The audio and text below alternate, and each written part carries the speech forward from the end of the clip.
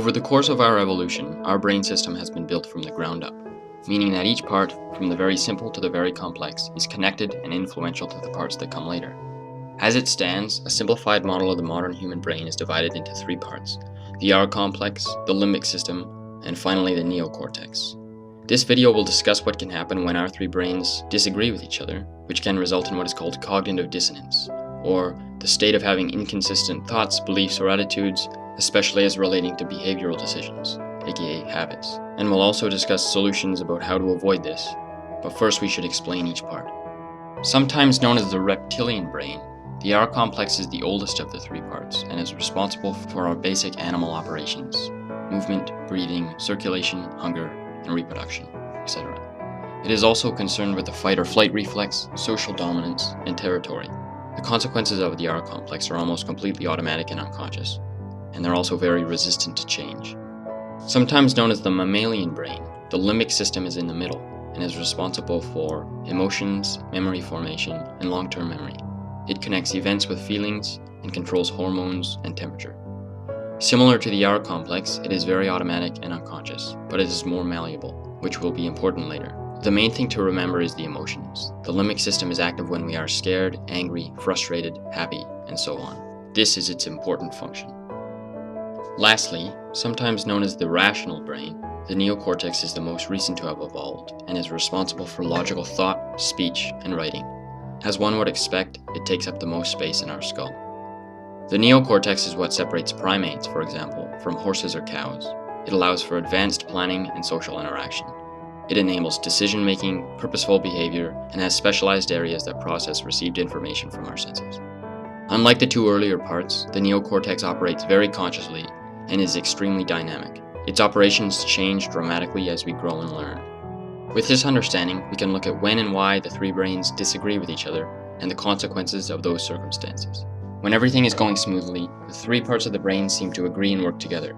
When confronted with a situation in which reaction is required, let's take for example that you were trying to write an essay. Your neocortex goes along thinking, using known information to make decisions about what you want to say. All the while, it is being informed by your limbic system about emotional connection to memories, basically how you feel about what you were writing. And unless you're being chased by a bear at the time, your R complex is running quietly in the background, making sure you keep breathing.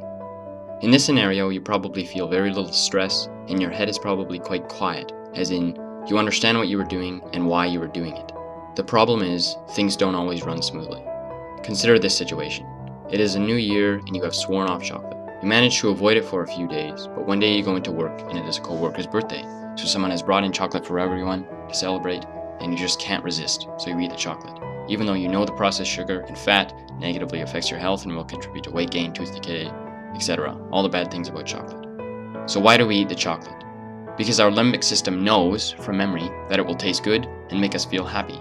So it overrides the rational decision of the neocortex. As per our definition mentioned earlier, the anxious, stressful feeling that follows this event is called cognitive dissonance, or mental noise, and is, in a general sense, what happens when it seems that we cannot prevent ourselves from acting irrationally, which occurs because our brains are not in line with each other.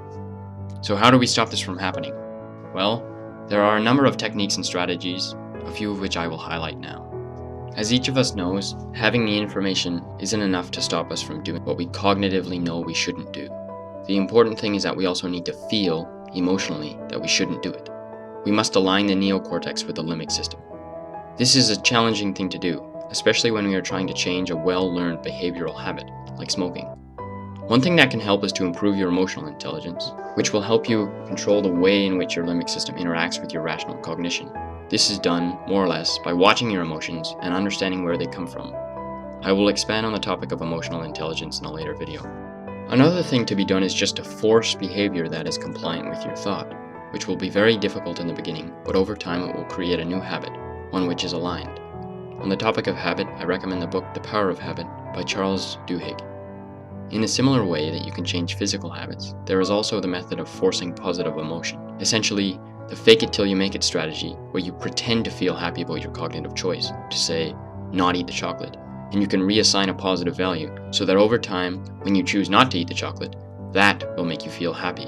It is important to understand, however, that the neocortex is not always right.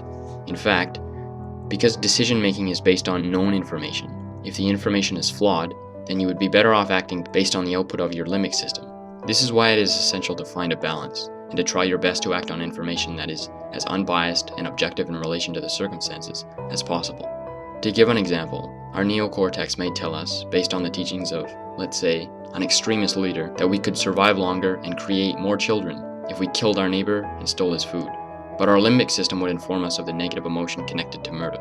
And so in this case, the rational brain does not have the appropriate information to make an objective decision, and instead the limbic system should be listened to. To conclude, I would like to say that this could be simplified to the statement that the more your brain gets along, the happier you will be. By now I hope I have provided you with a good understanding of each of our three brains, how they interact with each other, and ways to help your brain agree with itself, to help reduce stress and anxiety. If you would like to learn more about these concepts, I recommend podcasts by Bachir, Boumazza, and Sam Harris, and also the recordings of Alan Watts, which I will link in the description below. Thank you.